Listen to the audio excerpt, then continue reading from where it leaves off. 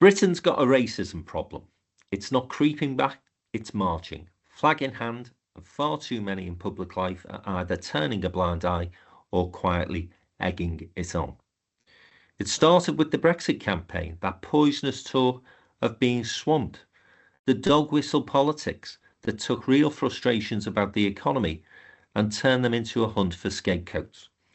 Then came a Prime Minister who thought it was clever to compare black people to postboxes or watermelons. That wasn't colourful language. It was the green light for bigots who'd been waiting in the shadows for permission to sneer again.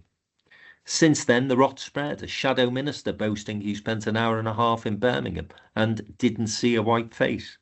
A newly elected Reform MP whining that she's sick of seeing black and brown faces in TV adverts. And a Tory tipped as a future leader, saying we need mass deportations to restore social cohesion. You simply couldn't make it up. And now we've got a cash-strapped local authority blowing nearly £200,000 on Union Jack flags, not to celebrate community, but to mimic the flag-waving oafs who drape the nation's banner over fences and lampposts to make their neighbours feel unwelcome.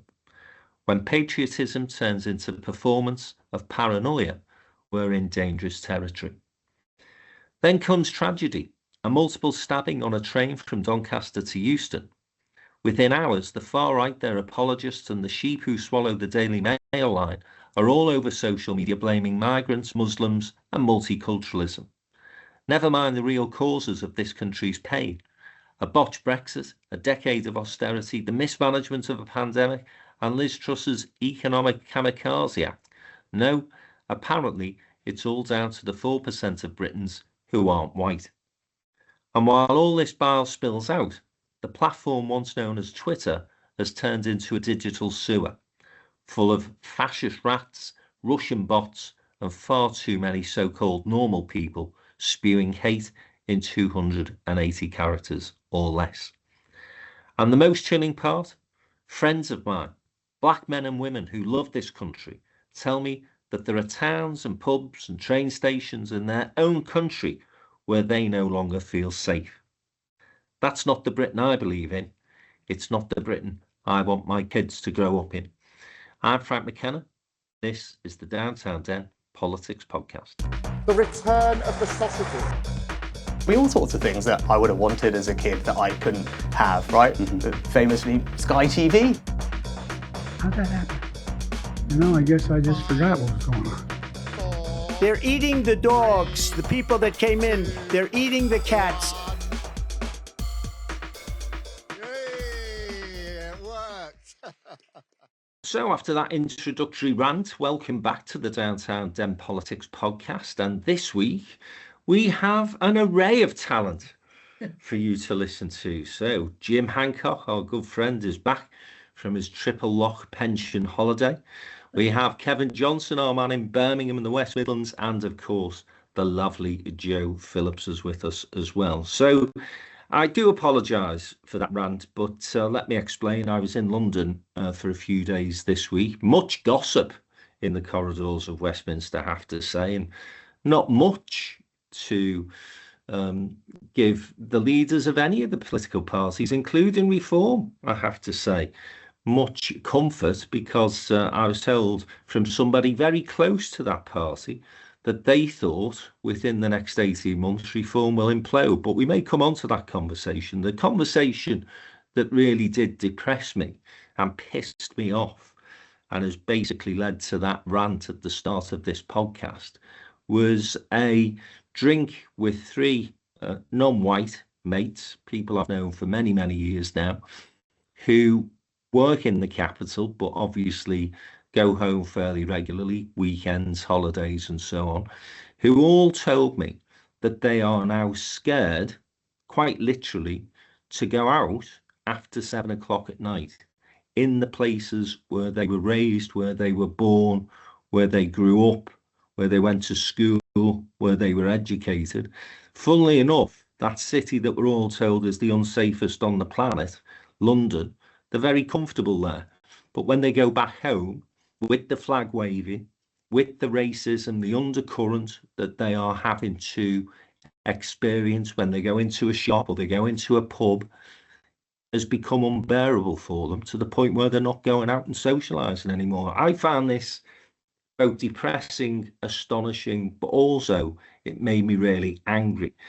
And I just wonder whether the progressives, the liberals, indeed the One Nation Conservatives in our country have just pandered far too much to the right-wing rhetoric that we've been suffering in this country now for over a decade, with cheerleaders such as the Daily Mail, increasingly the Daily Telegraph, and of course GB News really going for this. And I don't know the answer to this question I'm posing this morning, but as I say, I'm really pissed off after that conversation I had with three people who, as I say, it shouldn't have to be said, but we're all born in the UK, they're all as British as we are, and now feel uncomfortable in their own country. So, Joe, I to say I'm lost for answers, but is there anything that the more progressive political parties and voices in this country can start to do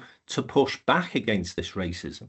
Yeah, we need to call it out, and we need to call it out again and again and again. And that starts actually in the workplace, it starts at school, it starts on a bus or a train or wherever you happen to be. That casual racism, and I think, you know, you're right to a certain extent, Frank, that the right wing, for want of a better term, has pandered to it following, you know, the leadership, if you call it that, of Reform and other organs like the Mail and what have you. But I think we've been too casual in thinking, oh, there's not many people like that. You know, it's horrible, but we don't need to get involved. Well, we do need to get involved, and we need to get involved about racism in the same way as we need to get involved about sexism and misogyny and homophobia and all those other things. And I think, you know, it's a tough thing to do, because when you're out with a bunch of mates, or you're in the workplace and you're a junior person and somebody says something you think is inappropriate, it takes an awful lot of balls to stand up and say, hey, that's out of order. But what we've got is something where it's almost like we're going into a rewind, where people are going, oh, I'm probably not supposed to say that. Oh, I'll probably get into trouble for that. And you think, for crying out loud, it's 2025. Grow up, be sensible, look around you. So I think actually it is beholden on every single person who finds it as a part duty and call it out. And that also means, you know, politicians of all hues. If it's racist, it's racist. Don't, you know, fanny around saying, oh, well, I wouldn't have chosen those words. No, it's racist. And yeah, and I think you have seen a little bit more courage from some Labour ministers in recent weeks since Starmer's speech at conference. Wes Streeting came out quite quickly in terms of Sarah Pochin's remarks and called them racist, and there were one or two others as well.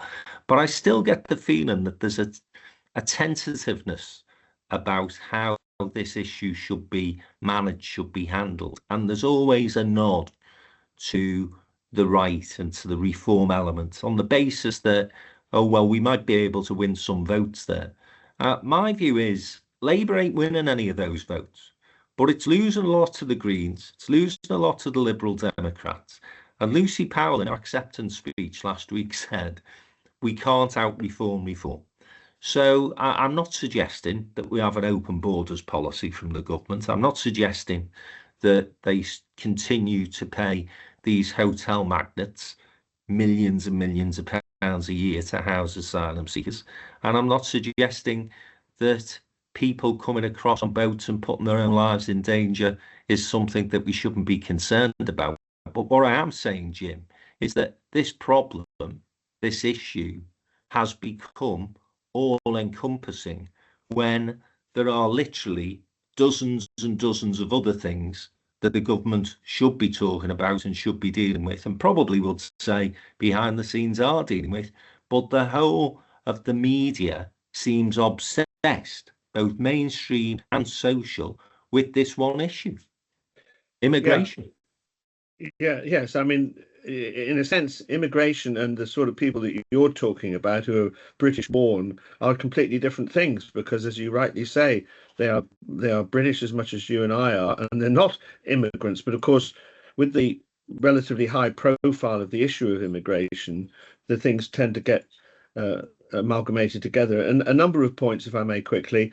Wes Streeting was very eloquent. I mean, it was like a 2-minute expression of his frustration with Sarah Prochin's remarks, and poignantly he referred at this time of the year to the role that Empire troops from all over the world played in our struggle against fascism in the 1940s. So it was a very eloquent thing. You mentioned London. It is a pretty well blended multicultural city, and the tensions tend to be in other cities as well. We've got this whole issue around flags, and I mean, in a sense, we don't want to. Well, we do want to take sides. I have to say that whilst I understand people saying that it's an expression of their patriotism and it doesn't mean anything, certainly in certain areas, I believe those flags have been put up for a purpose, and I think we should say that, and that's causing problems as well. Obviously, the thing that's fueled this, this country's been through this before, from the Powell era and so on. But what fuels it now is social media and this pernicious system where the more angry you are, even the more racist you are, the more clicks you get, and the more enriched the social media companies become. And just one final reflection.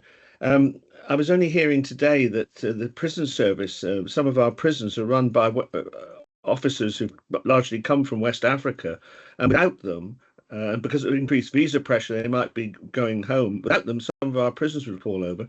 And then we take the football world. I mean, our heroes are hugely represented in the Premiership and in other leagues like that. So where is all this? We want them to be our wonderful footballers. We want them to look after our prisons, look after our care services. So where's this hatred coming from? They're part of this community, part of our complex network.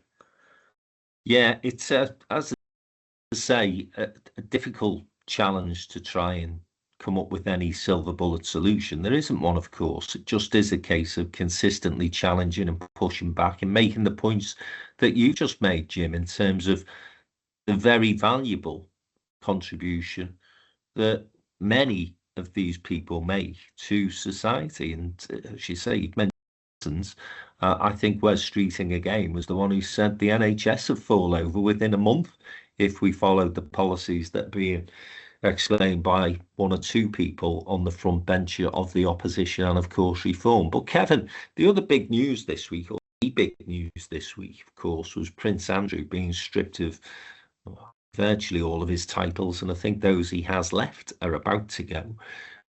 There was a meme that just lightened the mood a little during the rounds, a photograph between a meeting that took place many years ago, I guess, Prince Andrew and Stephen Gerrard. So Prince Andrew saying to Gerrard, "What's it like to have no title, Steve?" But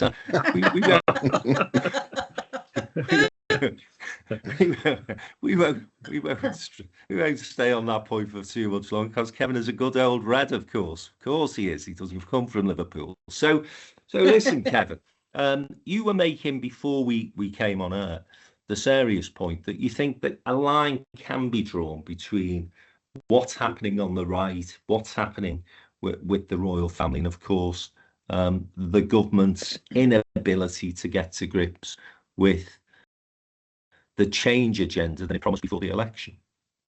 Yeah, good luck tonight, by the way, Frank. Yeah, I will just make a couple of quick points and then segue, if I may, into royal family. And one bit of hope for you, if anybody listening to the podcast may have tuned in to Question Time, which I know gets a harder and harder watch week by week. But there was a joyful moment where Matt Goodwin, the well-known reform now activist, I think we'll call him, GB News presenter. I don't know if he's a friend of yours, Joe. And he was on. The show was from Bradford, and the government person on there was Lisa Nandy. He didn't get one single round of applause. He was rightly put back in his box by the audience, who had no truck with what he was saying. And Lisa Nandy did a good job, I thought. Particularly, she was able to reference, of course, her father, who did battle with Ian Powell back in the day. I think we need a few more Lisa Nandys who are prepared to take the fight to people like Matt Goodwin and the people who are operating in the shadows. One thing which was sad to watch was a very good, I thought, Sky News report yesterday, where they got inside, with permission, they got inside some Reform branch meetings in Scotland, Glasgow, I think, if I remember rightly. And basically, you could tell the kind of sentiment that we're all touching on here was coming from the members who knew they were on camera. They weren't being secretly filmed, but they were drawing a line through some, covered up racist thoughts to the problems that they face socially, culturally and economically, in particular often quoting problems with access to housing and alleging that illegal immigrants were getting in the way of legitimate, presumably British/Scottish people being able to get Scottish housing. Who is taking on that argument to say this is absolute nonsense? Who is, for the government, trying to re-explain why we have migration, both the positive kind and the more challenging kind, about global movements of people who are escaping famine and all manner of other disasters in order to try and make a better life for themselves and to want to work and to make a better life for themselves, build up and then build the kind of families and generations that we've already seen in this country, doing the kind of jobs and others that Jim talked about. Nobody's explaining that in the context of, whether to scrap ECHR and all the rest of it. Nobody's explaining the problems really come from a lack of skills, the need to bring in economic migrants, the Boris wave, etc., and actually illegal migration, no, it needs to be changed and we should have secure borders, is not really the big problem. The problem is far more fundamental on a global scale because of the challenge across the globe, and economically because we don't have a population which is skilled for the jobs that we need today. Nobody's taking any of that stuff on. Anyway, I'll park that for now. Royal family, what I detect, I think, in some of the comments that in that Sky News report and elsewhere, and if you dip into the cesspit that is social media these days, I sense something similar to what I sensed in the weeks and months leading up to the Brexit vote. There's real desire for this country's not working for us, it's broken, I can't get a job, I can't get this, I can't get the GP appointment, I can't get a school place, whatever it is, and then using now, far more than Europe, of course, using the excuse of, basically a racist excuse to say that people who are others, I call it othering, people who are others, who are not like us, don't look like us, don't sound like us, don't worship the same God, whatever it is, they are getting in the way of the problems that people are facing in this country. Nobody is stepping in and saying, actually, we've got to detect this because there is a big, big problem in the country. Where people are feeling they can't make things happen. And we sensed, I think, in the build-up to Brexit, people just went, I don't really care about the arguments. I'm just going to give this thing a shot. I'm going to give this Brexit thing a shot because that may change my life. And they were hoodwinked into it by Nigel and all the rest. And I think that the King has stepped in pretty well in a landmark statement last week to try, because I think he was probably sensing the advisors around him and perhaps the now Prince of Wales also sensing around him that actually if you don't lance this particular boil, you're going to have problems because people are beginning to ask questions about properties and about money flows and about status and about medals and about honours and all the rest of it, and beginning to think that this is actually getting in the way of them, being able to live the kind of life that they deserve, and that they were taking all the kind of money out of the system and that they were privileged, and of course they were able to do the kind of things that Andrew Mountbatten Windsor is alleged to have done. I think there is a much more fundamental problem going on in the country of a desire for what Keir Starmer promised 14 months ago, and people not sensing it at all, and they're using anything they can, racism, anti-royalism, whatever they can to express that, and I don't think we can take it lightly. Yeah, I think it's a great point. And isn't it strange, Kevin, that we ordinarily associate republicanism and anti-royal feeling to left-wing politics? But like you, I'm sensing that from the right, there is a big movement within that cohort of people who are very much anti-royal, but just as comfortable wrapping themselves up in the Union Jack, of course. So it's something that we do need to keep an eye on. Jim, I'll come to you on this if I may. The action that King Charles took last week against Andrew, has it gone far enough, do you think? Well, he has, but it was quite late. I mean, Kevin's illustrated how this has been building up for a long time, and you know the rule is you get ahead of events rather than trailing behind them. And I think, you know, over the last few weeks, particularly when it became evident that Andrew had actually lied about having further connections with Epstein after he said he had on the Mateless interview, they should have got ahead of it then. But it's what happens now, because he's now stripped of royal titles, and I think there's increasing speculation that the United States will put the pressure on to interview him in the United States about what he knows. And, you know, it could be tricky, you know, it'll to some extent, although they'll try and stay out of it, it'll come ultimately down to the relations between the President and the Prime Minister about how that plays out. But the point is whether it actually happens that Andrew goes to America. I mean, Jeremy Vine yesterday was forecasting that Andrew would end up in an American prison. So the point about this is whether any of that happens or not. I don't think, and this will really distress the King, that we've heard the end of this, because now the next phase begins. Will he appear in an American court? Will the British police be investigating this fact that he apparently asked his driver and security staff to find out stuff about Dufresne? You know, there are things that are still ongoing. So I doubt if we've heard the end of this, and it is undoubtedly damaging. Meanwhile, you know, there are members of the royal family who are continuing to do a good job. I think the King is proving a good king. I think Camilla, I mean, all that we couldn't have forecast a few years ago. That was highly problematic. They've recovered. William and Kate are very interesting. We were talking off air about this, and one of you might want to say what you said off air about how he views things. But it's quite clear that he has put the pressure on the King to take final decisive action. Yeah, it was me, wasn't it, who said Prince William doesn't seem like a man who wants to be king.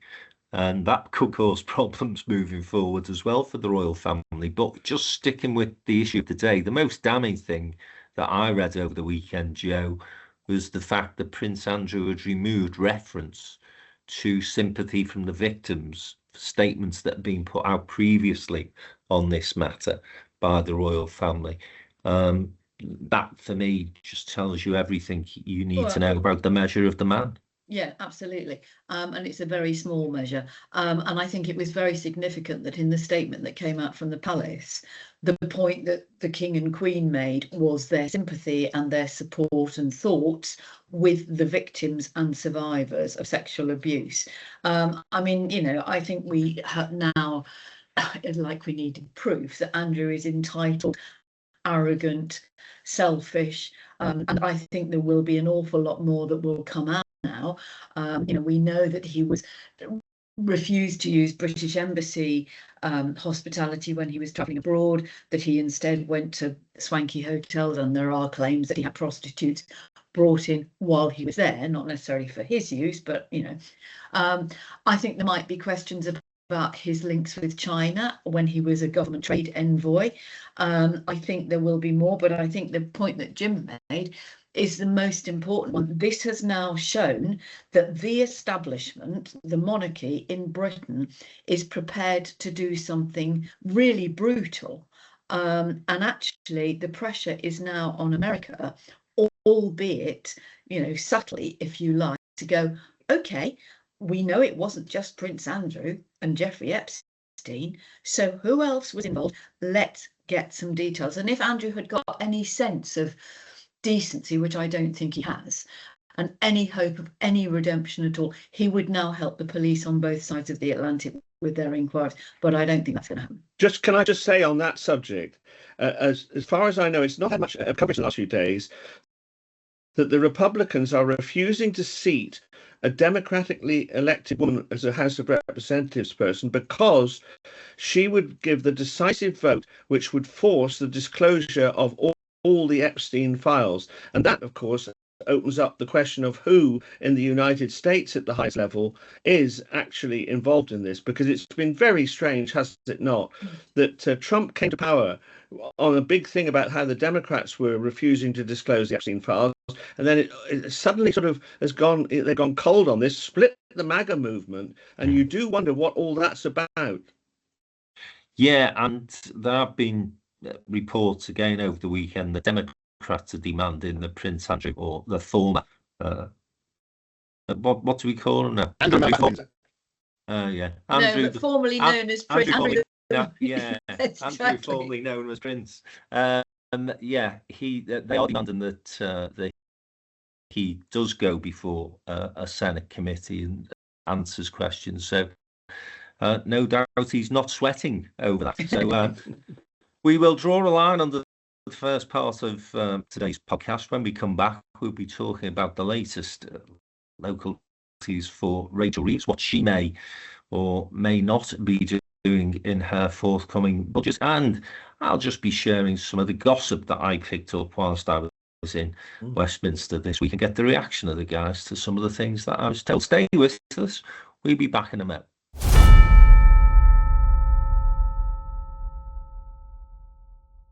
Welcome back to the second part of this week's Downtown Den Politics podcast, and I'm joined this week by Joe Phillips, Kevin Johnson and Jim Hancock. And so I mentioned as we close the first part of this episode some local difficulties for our Chancellor Rachel Reeves, because she fell foul of the fact that she was renting out a property in London and didn't have the necessary paperwork, the license that you needed to act as a landlord in that part of the capital. And at one point it seemed that she was going to be in a desperate amount of trouble as far as this particular concern was, as far as this particular issue was of concern. However, as is often the case with matters to do with household chores that aren't seen through properly, it was a bloody husband's fault. He'd missed the email that told them that the estate agents actually had acquired the license that was necessary, and he'd forgotten about it, or he'd not kept his eye on the ball. I mean, this is the sort of detail, Kevin, I don't know about you, but it's certainly something I would miss. However, that being said, first of all, do we think that this story has now been buried and buried for good? Secondly, is it once again a symptom of this government's ability to find mishaps where they should not really exist? Well, I think the main point to say is we're all capable of human mistakes in our personal household administration, and particularly where one partner said they were doing something and they forgot to tell the other. And that's all this story is really at the core of it. There's nothing to see here. I think 2 points that come out of it, though, for me. One is the reason why this is blown up more than it might have done, partly on the back of Rayner and Mandelson and so on, but more so because I'm afraid the government went into becoming the government whiter than white. Keir Starmer, quite rightly, was big on sort of ethics and integrity and against the sort of cakeism of Boris Johnson, etc., and all that went on during COVID. I'm afraid if you talk about being whiter than white, then you have to be whiter than white. And what really killed that for them was the free suits and glasses and all the rest of it very early on in their tenure, and that coming out, even though they'd been properly registered and so on and so forth. You know, no illegal act had been made. But that really has, I think, grayed up the whiter than white approach that Keir Starmer came in with. And so therefore every kind of minor indiscretion is seen through a different prism. So in a sense, you know, they've only got themselves to blame. But the other thing is, and I know you're going to come on to talk about the leader of the opposition, Kemi. I mean, what kind of political judgment has this person got, calling for this to be the cause of a sacking, for a ministerial resignation? I mean, her inability to sort of judge the mood, and I think she's got a bit of a scalp, certainly out of Rayner and Mandelson. She's had a hand in those 2 resignations and sackings. But to think that this was something that you'd go out and create a press conference for, and her and Mel Stride would make sure, with a really an incoherent argument, that this should be the reason why the Chancellor goes now rather than post-budget. was absolutely ridiculous. And I think the bigger issue for me is the leader of the opposition's political judgment is non-existent, frankly. Well, we'll come back to Kemi Badenoch and Anna to the budgets as well. But Jim, your thoughts on this? And obviously, I would expect you to issue some sort of defence for Samel Stride. I mean, Indeed. one of your heroes, and Kevin's just openly attacked him. Absolutely. I won't rise to the Stride bait this week. But on the Rachel Reeves thing, two things very briefly. As you say, right from the glasses, which almost happened before the ballot box has been put away, all the way through, there's been this drip of these negative stories. So every minister, this is something that should have come from number 10. This is where number 10 isn't showing enough control. Every minister down to a parliamentary private secretary should be required to go through all their personal affairs. I know it's a pain, but go through all their property affairs and everything else and ask themselves the question, if the Daily Mail could find this out, would it be embarrassing for the government, and deal with any of these issues, because that is what's been going on. The only other thing I want to say is that the Prime Minister's ethics advisor was incredibly quick to say nothing to see here. I mean, it was a sort of the story broke late in the afternoon. By the middle of the evening, Starmer was saying that he talked to his advisor. His advisor had done a review and nothing to see here, when normally these things take longer than we would wish. So I think he was in danger of being seen as a sort of patsy. Damned if you do and damned if you don't, there, Jim. Well, indeed, yeah, but I thought the Chancellor was cleared rather prematurely. So those are my observations not really, on it. Jim, not really, because you rent out a house, you use a letting agent. It is their job to sort out these things. That's why they take a commission. And they did come out. They could have come out a bit quicker. They did come out and say, actually, it was our fault. Now, whether or not Rachel Reeves' husband missed the emails or whatever, that there's a point where you ask somebody to do something, you do it in good faith. You can't possibly, all of us, have got busy lives, and none of us as yet are Chancellor of the Exchequer. But 27th of November, who knows? And I do think there's a point where actually I was really pleased that the estate agents came out and said, no, it was our fault. It was a misunderstanding. And it's not like she was trying to avoid money or anything. It was a slip up. And this net curtain twitching of the Daily Mail is becoming absolutely endemic. It is revolting, that nobody can speak, can move, can breathe. And not only is the racism there in so many instances, but it's very hard to put your finger on. There is also huge sexism. Nobody likes Rachel Reeves. They'll make snide him up. The pictures they put on the paper, the photos of her with a puffy face and a bad hair, they wouldn't think twice about doing that with Boris Johnson, because that's what he looks like. But there's something so unpleasant that when you look at evil people in the world, if the worst we've got is Rachel Reeves and a dipsy husband who couldn't look at an email, then really, get sensible.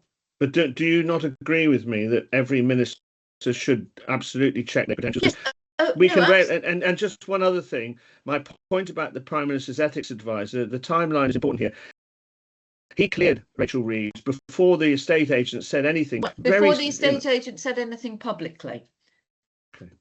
But no, I do agree with you, Jim. Yes, of course, everybody should go through it. And when I used to be in a position of vetting prospective parliamentary candidates, I would put them in a room, me and some other official, and we'd actually break them, and they'd reveal affairs because we said there are no secrets. Name names, Joe. Name names. A three-day affair with Paddy. Bloody hell. Oh, no. By then it was all out in the open, so it didn't matter. But it's the people you least expect. But you wouldn't expect something as simple as this to have been under your, quite right, scrutiny, because you think, OK, I'm renting the house, I'm doing it properly, I'm not doing it to a mate, I'm doing it, through an agent. You wouldn't expect that would come up by you. Whereas, things like Louise Hagan, her past charge of fraud is obviously there, and as we've all said, the spectacles and the suits, for Christ's sake, what is wrong with people? But cast your mind back to Tony Blair. Within days, if not weeks, of being elected, the Bernie Ecclestone affair raised its ugly head. Unfortunately, for Starmer, he hasn't got either the charisma or the drive or, the passion to get stuff done that the Blair government did. Frank, can I think, yeah, go on, Kevin. I just got to pick up because Joe's mentioned her. Louise Haigh. Did anybody see her on Have I Got News for You? Who on God's earth advised her to go on that programme? Or who advised her to go on that programme and not equip her to be able to deal with Ian Hislop, show some humility, have some humour at her own expense, and make some kind of contribution? If she thought that was a way back into the top level of politics, she has been very badly mistaken. If that's not an example of how not to deal with getting yourself back in after you've had a resignation, I don't know what is. And can I say, I don't know if you were in office at the time, Joe, I've got to say, I still use the example of what we have to term Paddy Pants Down as the classic of how to deal with a crisis. Yeah, get it out there. Or, if you're pardon. And I think he did. I couldn't possibly comment.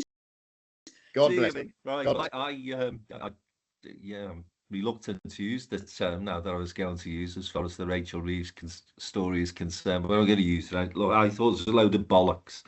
I think that in ordinary times, if you didn't have a media that was absolutely determined to hound out the Chancellor and then subsequently the Prime Minister and then subsequently the Labour government, it wouldn't have even been a column within a newspaper. It was a 900 quid licence, for goodness sake. Nobody is trying to suggest seriously, surely, that the Chancellor would try and fiddle away out of paying £900 for a licence. I can absolutely sympathise with Mr. Reeves, because it is absolutely the sort of thing that Mr. McKenna will forget to do, and Mrs. McKenna would have me hanging by the proverbials for forgetting. But I do say that even if you put all the ministers, all the advisors, and all of the SPADs and everybody else, Jim, in a room, you would still miss something like that, because Rachel Reeves would probably have said, "That's been sorted out. Yeah, exactly. I've sorted it. It's fine. I'm renting the property out. I'm the Chancellor of the Exchequer. I've got a partner at home that deals with that." And I have to pick up on what Joe said there. I do wonder whether, if the boot had been on the foot of Sir Mel Stride in number 11, whether it had been handled somewhat differently. Yes. In Mr. Stride being able to say, "Oh, come on, I'll leave these little things to the missus, the little wife at home sorts this out." But because it's a husband who sorted it out, said, "Oh, fucking Rachel Reeves, the Chancellor, should be all over this." I'd be more concerned if Rachel Reeves was all over stuff like that. Fucking hell, Jim, a £900 licence for renting the property out. What I would say to the government is start to have a look at some of the stupid and over-the-top bureaucracy relating to these things, because everybody can get into trouble with stuff like that. That might be a more serious question for the Chancellor and other ministers to be asking. But let's get with the programme here, because she does have some big decisions to make. And I'd start again with you, if I may, Kevin. What are the sort of things that you are anticipating? Because there've been an awful lot of leaks about what we may see in the budget. Jim was urging in his blog on Friday for her to increase income tax. What do you think? Well, I think that seems to be the most likely route, doesn't it? Income tax, perhaps on the higher rate. It seems to be the thing where we're heading. But I mean, here we are. Joe just referenced wherever it is, the 26th, 27th of November, the budget. I mean, it's just weeks and weeks and weeks of this sort of drip feed, either speculation or kite flying from people in and around Rachel Reeves. It really isn't helpful. It's not helpful to the market. It's just not helpful to the economy more generally. It's frankly not helpful to our sanity, although it's giving us something to talk about on a podcast. We've got to have a different approach to this kind of thing, because months are just eaten up with speculation and the build up to the Treasury, the build up to the budget by the Treasury. But yeah, income tax seems to be the thing. But I think, go back to an earlier theme of change, if I may.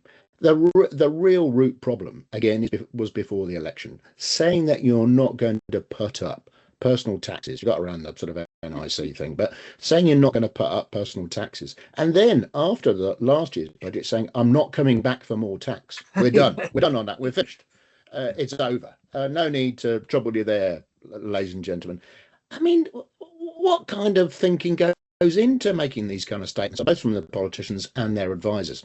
What we need, a bit like migration, we need a much, much bigger conversation in this country that talks about what should the level of tax be? What are the expectations around both public services and infrastructure in this country? What are the expectations rising out of the geopolitical pressures and therefore military spending, for example, having to go up? Recognising that we haven't really recovered since the financial crash of 2008, that COVID in particular, but other things have given rise to more debt, which we didn't seem to worry ourselves about in the heat of 2020. Really, you need a much, much bigger conversation about both the sort of taxation levels, the level of public spending, the kind of debt levels that we've got and why they've arisen to such levels, and how we're going to deal with that. What kind of country do we want to be in? And by the way, I still don't really think there's much of a narrative coming out of the government from Starmer or from Reeves that tells us where the growth is coming from. They're doing some good work on skills, on planning, on infrastructure, etc., which will have a long-term impact. But really, you don't sense anybody, maybe with the exception of Peter Kyle, anybody in government who can tell a reasonable story about growth and about giving confidence to business to go and invest and to make wealth happen. I'm more worried about those things than I am about a penny here or a penny there on income tax. Yeah, and I'll tell you the other thing that is going to be a huge problem for them if they don't dilute the legislation. It's around employment law, because the number of businesses that are now saying to me, what the hell are they thinking, Frank? And actually, if they go ahead with these changes, we ain't going to be employing armies of people moving forward because it's just not worth the risk. So some big decisions on that growth agenda. You're absolutely right, Kevin. But let's get back to the budget. Joe, what are you expecting? I hope she's bold because, you know, I think we said last week or the week before, they've got nothing to lose. They're probably going to lose the next election at this rate. So they might as well be bold and try and get stuff back on track. And you've said it before and you've written about it, Frank, and I think we've all said it. We need to have a grown-up conversation. You want public services. How the hell do you expect to pay for them? You know, people go away and they go, oh, everything works in Norway. Oh, it's wonderful in Singapore or wherever it is. Yeah, look at the tax rate. And look at the investment. But, you know, what do we want? We want, you know, schools, we want hospitals, we want all of those things. We want kids kept in school and not playing truant. We want prisoners to be able to be released but looked after by probation officers. All of those things. And she's got to be really bold, and it might mean a penny or two on income tax, but perhaps at the same time raise the personal threshold a little bit, so that, you know, people who are, for instance, pensioners who are going to be pushed into taxable income. So you've got Peter and Paul taking and giving and all the rest of it. The other thing is get rid of the bloody triple lot, but hypothecate it and say, right, and that is going to children, keeping children out of poverty, whether that's lifting the 2-child benefit cap or doing something else, or it's going to schools. If people can see that this is for X and that is for Y, they do actually, I think, accept it more. But the problem is, as we have always said, people want something right now. They can't see any change. The winter's coming, the weather's crap, and this constant speculation, as Kevin says, about the budget. And we had it straight after the election, you know, 4 months from election to the budget of total, you know, this, you're going to do this, you're going to do that, whatever. That doesn't help businesses. And you're absolutely right. The employment rights bill, although in theory it's a really good thing and it's what a Labour government should be doing, it's no good if it means there are no jobs. Yeah, some of the changes are absolutely to be welcome, but they're throwing the baby out with the bathwater. We get into that at another time. I just wanted to give the final word on the budget to Jim, because you wrote an excellent blog on Friday, James, I have to say, for our bulletin. So your thoughts, please. Well, yes, I summarising it briefly. I agree with the panel that the big mistake was making those pledges when they were certain to win the general election. They could have said, "Look, it's going to be a Labour government, and we're going to put up one of the main taxes." They've been hobbled with that promise all the way along.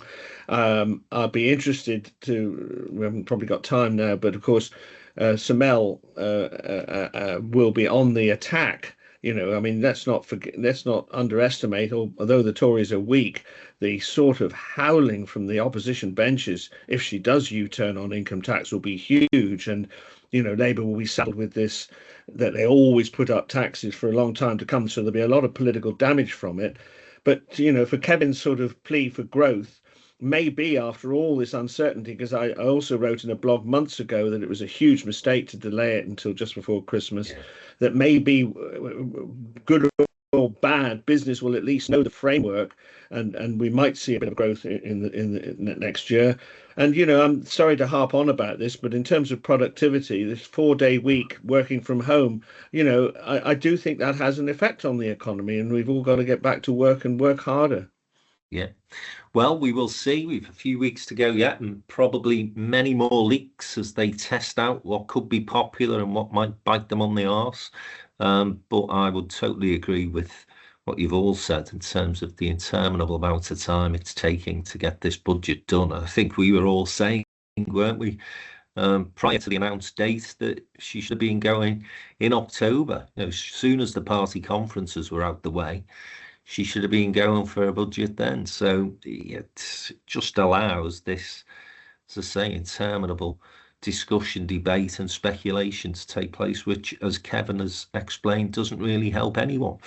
Right to the gossip then. And as I say, spent the week in the Big Smoke.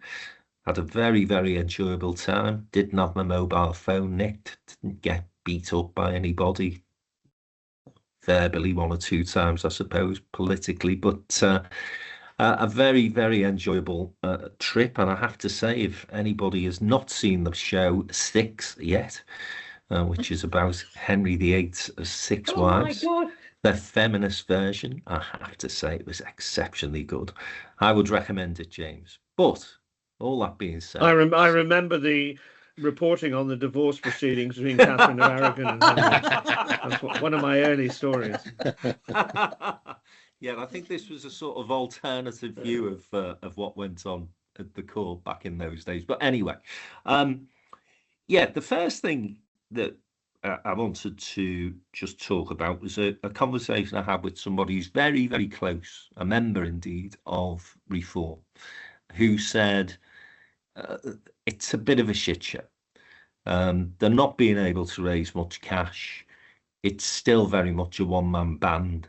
The branches are chaotic and full of, as David Cameron described them, swivel-eyed loons, and they can see the party imploding within the next 12 to 18 months. They did say, of course, this was all speculation on their part, but pointed to the fact that there've been a number of election campaigns that they were expected to romp home. And he, funnily enough, referenced first the Runcorn by-election, which of course they did win, but they won by only 4 votes. And what this person was saying was that that should have been a walkover, really, given what the false start that we've referenced here this morning had happened under the Labour government. And then, of course, the Cafelli by-election, which they were expected to win. And they started to lose seats in by-elections now, council by-elections, largely to the Liberal Democrats, actually, but they lost one to the Conservatives recently. There's a Reform councillor defected to the Conservatives over the last few days. And then, of course, all the other problems that they've had with their various councils and councilorships.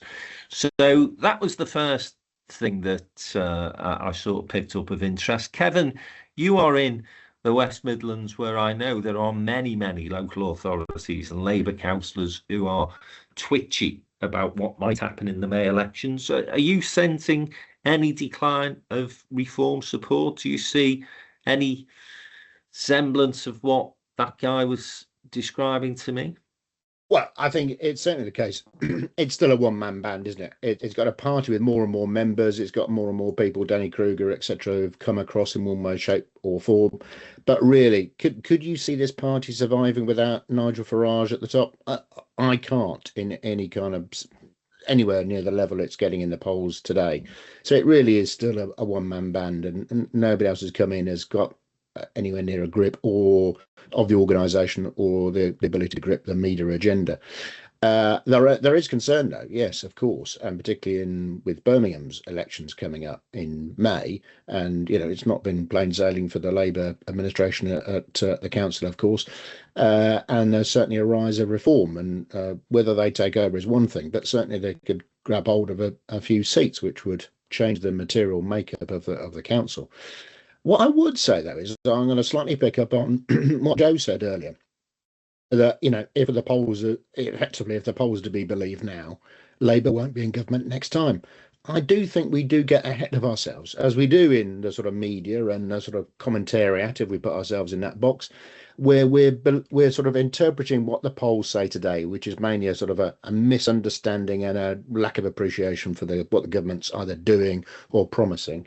And we're already automatically getting to the point in 3.5 years' time that these polls are going to come through and reform are going to be in government. The amount of talk, not just here today, but the amount of talk that goes on about Nigel Farage being the next Prime Minister, about if the polls carry on in this way, reform are going to win. I think the polls are going to look strikingly different come the time of the next general election. I'm sure on another occasion we'll talk about Starmer post-May elections, etc., and whether he can hold on. But really, to frame all the debates today about reform possibly being the government and Farage being the Prime Minister next time, I think is in 3.5 years' time. If a week is a long time in politics, then 3.5 years is an absolute age. And I think we do need to change the prism of how we look at politics and the next election, and not get carried away with what the polls are telling us now. Party organisation, Jim, inability to be able to campaign effectively, and importantly, I suppose, not being able to raise sufficient amounts of cash. The Conservatives are way outperforming both Reform and Labour at the moment in terms of cash being donated and raised. So those were the sort of concerns that were being put to me. What do you make of it? What do you mean, the Conservatives? No, Reform. Reform. Yeah. I think there will be a falling away of support for reform at the next general election. And Kevin is absolutely right. It's ridiculous to sort of speculate in one sense that we're all irresistibly drawn towards it, as even as we say, oh, we mustn't do it. I think they will fall away. I do think, insofar as one can prophesy, that they will be part of a very complex multi-party election result next time. Whether they emerge as somebody that the Conservatives would want to do business with, I don't know. But I don't. Given all that we've been talking about earlier today about the frustrations of people, I doubt if all those are going to go away. And I think even if Farage was no longer there, I mean, I absolutely take Kevin's point that it's a one-man band at the moment. But of course, inevitably, if anything happened to Farage, someone would emerge. And I think the issues that reforms stand for, it would be a little bit of a stretch to think they will have all gone away. So I think they will get a fairly substantial number of MPs elected as part of a very complex mix, and then of course we'll see what happens. To some extent we saw in Caerphilly, people there knew what to do to defeat reform, and they also failed in Scotland, very narrowly won in Runcorn. So there is this sort of alliance that forms up against them, which is problematic for them. But I doubt if they will completely disappear at the next election, although of course the voting system, as it did with the SDP in 1983, even though they retained quite a lot of the support that they got in 82 when they were 50% in the opinion polls, could count against them. Yeah, first past the post won't help reform. Tactical voting will play a big part, because we are becoming more and more sophisticated in being able to identify where tactical votes can make a difference. Best for Britain, give them a plug, did a great job on that in the last election. But Joe, you are the best person to tell us about Nigel's thinking at the moment. I'll tell you what, the other thing this guy said, which I thought was really interesting, the more likely it becomes for Reform and Nigel Farage to become a mainstream party, the more difficult it is for Nigel Farage to continue to be Nigel Farage. We've already seen that a little, haven't we? He was very quick to denounce Sarah Pochin's remarks in terms of the TV adverts comment that she made on that radio telephone program. And then he's put the alternative budget, saying, oh, well, I had nothing to do with the budget, the writing of the manifesto last time. So we're going to have to rip that up and start again. And of course, all of these things start to make him sound more like just another politician. Yeah. And that isn't the attraction to a lot of the people who have said they'll vote Reform next time. No, absolutely. And where they are in power, like here in Kent, where, you know, it's the flagship county council and it's descended into, you know, rats in a sack with swearing and shouting and defections and suspensions and things. But the reality is coming home to people is that actually you can't govern with slogans. You've actually got to have some policies, or you at least have got to listen to council and government officers and officials who will tell you what you can do and what you can't do. Interestingly, Farage is making a speech today where he is going to rip up the promises of a £90 billion tax giveaway. And yes, of course, the reality, as you get closer to power, and I think, you know, Kevin's absolutely right, we are 4 years off, or 3.5 years off from an election. And I think Reform will have imploded by then. We'll see what happens in the May elections. But this week, of course, we've got the sentencing of Nathan Gill, who was their leader in Wales briefly. But this is a really serious charge that, to which he has admitted, which was asking questions on behalf of the Russians, very anti-Ukraine, when he was an MEP for UKIP, and then he latterly became a Reform official. So that's really important, and that has triggered some stuff going on about looking at the links between Reform and Russia and UKIP and Russia. And I think, you know, all of us agree that the BBC has been less than good as it would be on other parties perhaps, and they are using different people and they are doing harder scrutiny. And I think that will become more and more apparent, and particularly, as I say, at local level. And actually, we know when you look at it, it's much more attractive and much easier to be out there shouting, holding rallies, you know, talking it up, than the reality of going in there and going, right, okay, so how are you going to pay for social care? Oh, whoops-a-daisy, Russia's just invaded another country.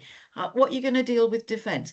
Oh, there's an outbreak of another terrible pandemic. What are you going to do about the health service? You know, that's boring, but that is what government is. And Reform doesn't know and doesn't understand. And I'm not entirely sure, and this is my personal opinion, I'm not sure that Nigel Farage actually wants it.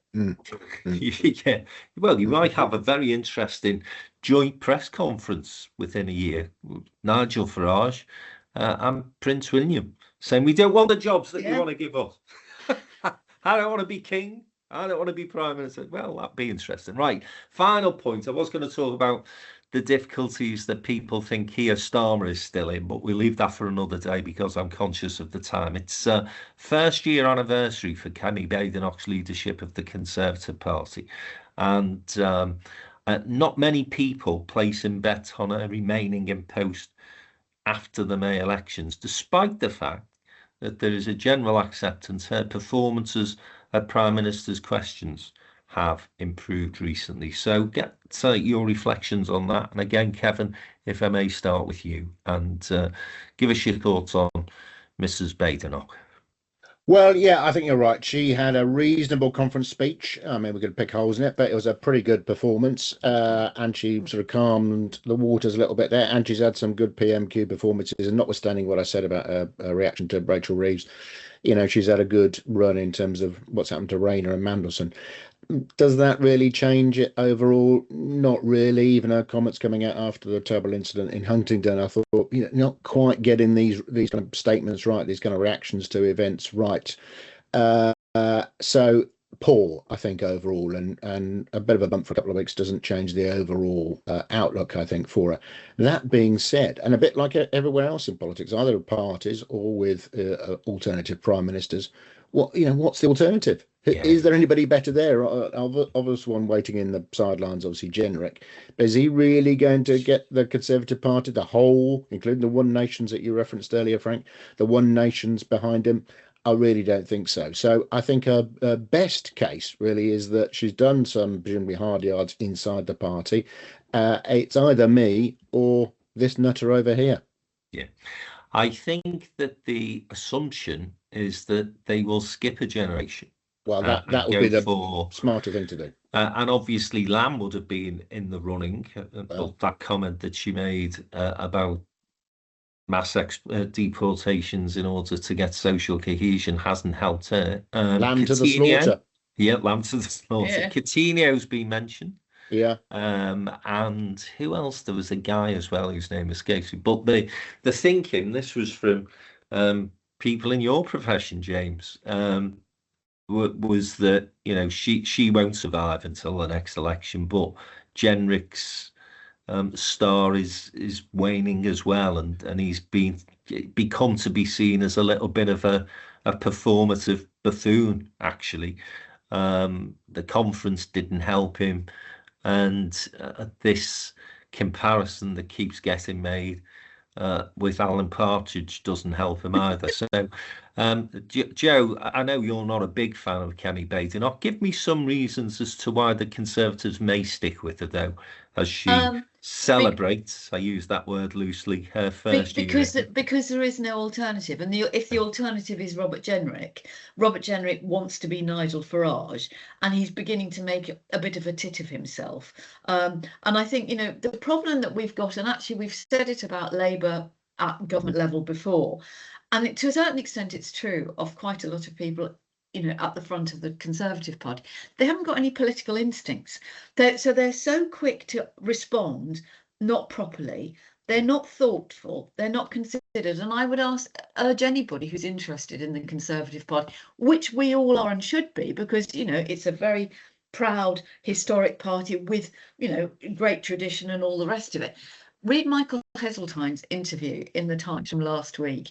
It's absolutely fantastic. And, the fact that he managed to get people coming in to hear him at conference, he's 92, 93 or something like that. He's still got a draw. And of course, there are other people who think Margaret Thatcher isn't really dead. I think Kemi Badenoch might struggle on unless there is a move to topple her. But I think there will be resistance to that, because every time they attack the government, it doesn't matter, because everybody can just go around and what did you do about it? The things that they attack the government on, like prisoner release, grooming gangs, the state of the health service, all of those things, they haven't really got a proper weapon, because they had 14 years to sort these things out. So I think their attacks don't really land, and they haven't got any policies, and nobody's listening. And that's the other thing. And the other thing, just which links Reform and the Conservatives, I did say to Nigel Farage the other day, you need to be careful, because you're going to look like the leader of the Tory party. They were talking about Nadine Dorries defecting. She's a member of the public. She's not an MP. She didn't defect. She just joined Reform. But if you've got Nadine Dorries, and you've got Andrea Jenkins, and you've got Anne Widdecombe, and you've got Danny Kruger, who actually, out of all those, has got a brain, you're beginning to look like, oh, it's the Conservative Party with a different leader.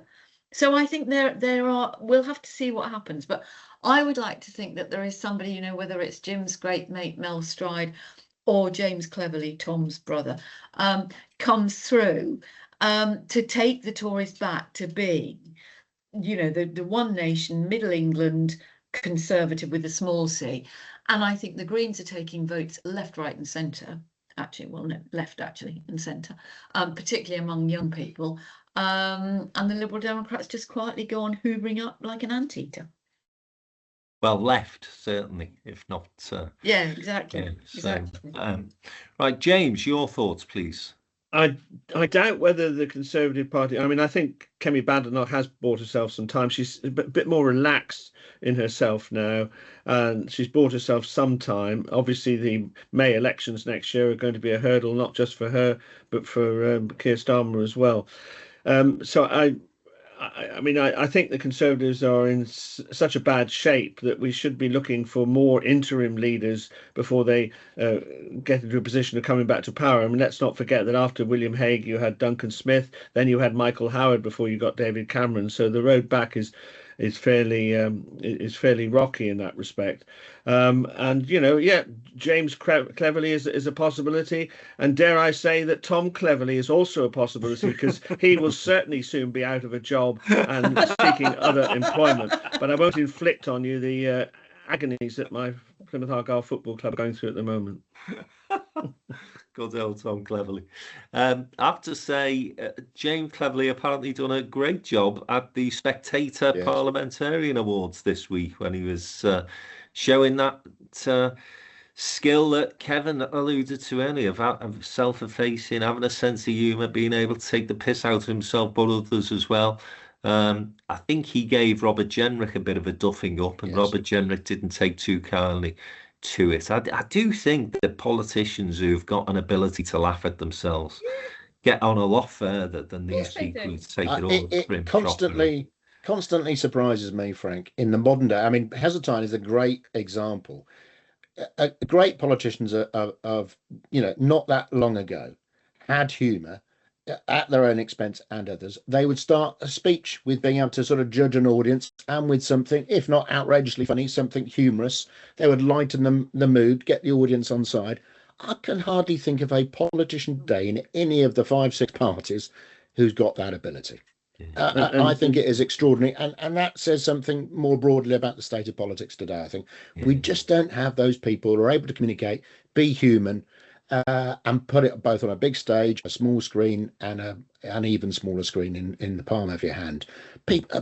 There's such an opening for politicians who can bring those kind of skills that Heseltine and others were so great at. Yeah, for sure. Right, well, on that note, I will end today's podcast. Thanks very much for your company all. I know that Jim is missing in action again next week, because before Rachel Reeves does make those potential adjustments to the triple lock pension, he's going to take full advantage of the riches that he's currently rewarded with, and he's buggering off again for a week. So you enjoy, James. I'm having a tooth out, for heaven's sake. Yeah, hey. You're lucky to get a dentist. There you go. He's making things even worse for himself, Joe, isn't he? He's demonstrating his middle-class entitled credentials by admitting that he's got into the dentists to get a bloody tooth removed. Honestly, Jim, you are so privileged. You won't be happy till I take it out with a pair of pliers, will you? We would have that as a live stream. Well, we will be back next week in Jim's absence to see what's been going on over the next 7 days in the world of politics. Until then, thanks for listening and have a great week.